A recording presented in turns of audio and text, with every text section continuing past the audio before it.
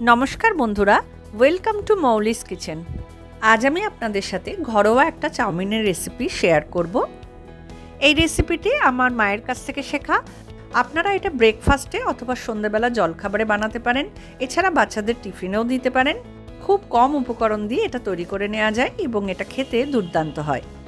আমার এই রেসিপিটি আপনাদের ভালো লাগলে আমার চ্যানেলটিকে সাবস্ক্রাইব করার অনুরোধ রইল, আর আমার নতুন নতুন রান্নার রেসিপি দেখার জন্য বেল আইকনটি অলে সেট করে দেবেন। তাহলে চলুন ভিডিওটি শুরু করা যাক।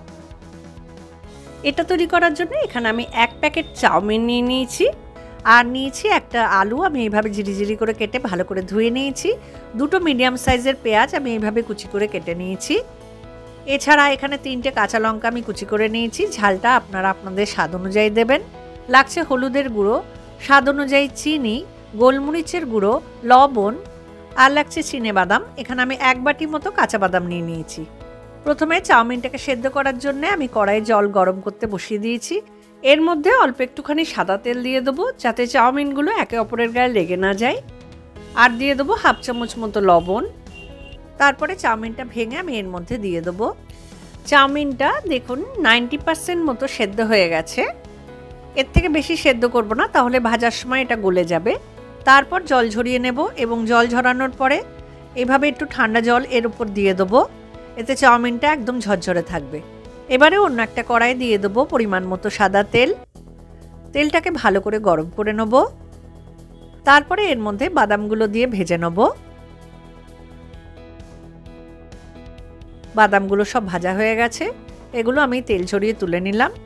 বাদামগুলো কিন্তু খুব বেশি কড়া করে ভাজবেন না, তাহলে তেতো হয়ে যাবে। এবারে এই তেলের মধ্যেই আমি আলুর টুকরোগুলো দিয়ে দেবো এবং ভালো করে ভেজে নেব। ভাজতে ভাজতে আমি এর মধ্যে দিয়ে দেবো সামান্য একটুখানি হলুদের গুঁড়ো। চাউমিনে সাধারণত আমরা হলুদের ব্যবহার করি না, কিন্তু যেহেতু এই চাউমিনে আমরা আলুর ব্যবহার করছি, তাই সামান্য একটু হলুদ আমরা এর মধ্যে দিয়ে দিলাম। আর দিয়ে দেবো অল্প একটুখানি লবণ। 3-4 মিনিট আলুগুলো ভেজে নেওয়ার পর এর মধ্যে কাঁচা লঙ্কা কুচিগুলো দিয়ে দেবো, আর দিয়ে দেবো পেঁয়াজ কুচিগুলো। তারপরে এগুলো একটু ভাজা ভাজা করে নেব। পেঁয়াজটা লাস্টেই দেবেন, নইলে পুড়ে যাবে। আর পেঁয়াজটা খুব বেশি কড়া করে ভাজার দরকার নেই। আরও 2 মিনিট ভেজে নিয়েছি। এইবারে এর মধ্যে দিয়ে দেবো সেদ্ধ করা চাউমিন। অল্প অল্প করে এইভাবে দেব এবং মেশাতে থাকবো। এখন তো আমরা রাস্তায় নানান রকমের এগ চাউমিন, চিকেন চাউমিন খেয়েই থাকি, কিন্তু বাড়িতে তৈরি এই চাউমিনের স্বাদ কিন্তু সম্পূর্ণ আলাদা। এই চাউমিন এমনিতেই এত সুস্বাদু হয় যে আলাদা করে কোনো সসের দরকার হয় না। তো এইভাবে অল্প অল্প করে দেব এবং ভালো করে মেশাতে থাকবো আলুর সাথে। এবারে ভেজে রাখা বাদামগুলো দিয়ে দেবো এবং তার সাথে একে একে দিয়ে দেবো স্বাদ অনুযায়ী লবণ, স্বাদ অনুযায়ী চিনি, আর এখানে 1/2 চামচ মতো আমি গোলমরিচের গুঁড়ো দিলাম। এইবারে সব কিছু চাউমিনের সাথে খুব ভালো করে মিশিয়ে নেব। নুন, মিষ্টি এবং গোলমরিচের গুঁড়ো আপনারা আপনাদের স্বাদ অনুযায়ী কম বা বেশি দিতে পারেন।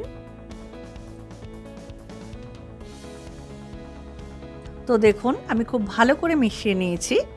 চাউমিনটা আমাদের একদমই তৈরি হয়ে গেছে।